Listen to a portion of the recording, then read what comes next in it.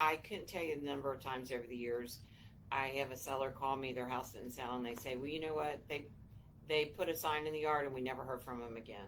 Number one mistake. You got to stay in touch with your customers. We stay in touch. Luckily, we have other members of the team that help me with that, but they get feedback after every showing. Even if we don't get the feedback, they'll get an email that says, we're still trying to get the feedback, we just didn't get it today.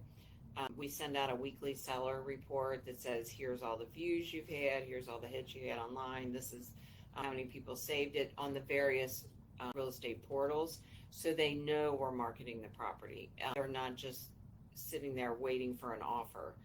And then sometimes, if it's been on the market a few weeks, I'll go back and I'll look at what did I use for comps. If any of those that were on the market, if they sold, has anything new come on the market?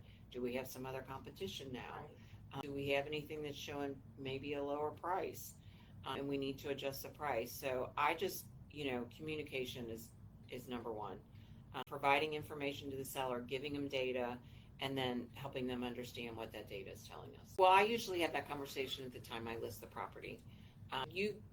By talking to people, you usually get a gauge of what's important to them and how often they want to be communicated with. I have some sellers, especially investors that live out of town. I'll say, do you want to be updated whenever there's a showing or feedback? And they're like, no, just let them show it. They can get notifications and let them know it's being shown, and they're like, no, I don't need that.